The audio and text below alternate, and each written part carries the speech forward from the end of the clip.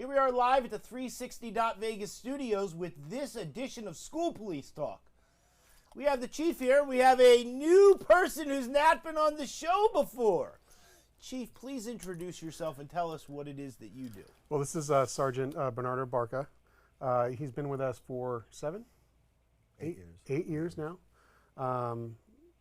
Came on just like everybody else. He was a lateral from Nevada Highway Patrol, and worked with me directly. I had him working in internal affairs for a bit. I think that was about 1.5 years, 2 years, somewhere around there, and promoted out of there to sergeant. And he's been in what we call the, was it Charlie area or David? David area. David area in Region 1 since then. So he covers Valley High School around there, Chaparral, Del Sol, those schools on the east side of town. He has a number of patrol officers that work directly for him, servicing elementary schools and middle schools and the high schools, and we have the 2 officers in each high school in his area as well. So, talk to us a little bit about what it is that drives you, that makes you want to do what you do every single day to the best of your ability. Well, a lot of it is obviously helping and giving back to the community, right? I work on the east side, very underserved community, and I bring my language skills, my cultural competency, along with my officers to that area to better serve them. One of the things I admire about the chief is he's breaking cultural ceilings.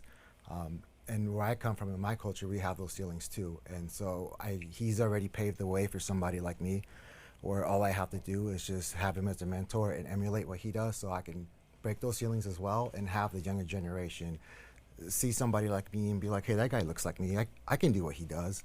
And what that does, it helps the community entirely when you have people who understand the culture working in that culture.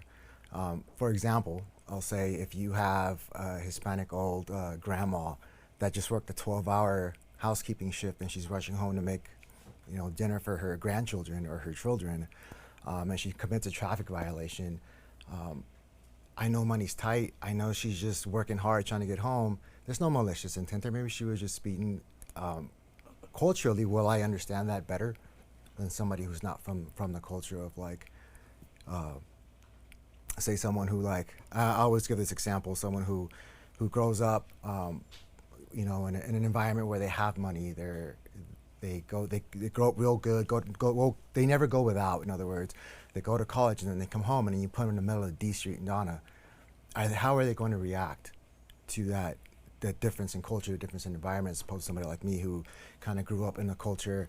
I know what it's like to go without. I know what it's like in that environment, and then you place me in the environment. I think somebody like us would be better. We can help our culture better because we understand where they're coming from, and we understand that they're not bad people. That's just the way it is, and we can help guide them to a better way of living.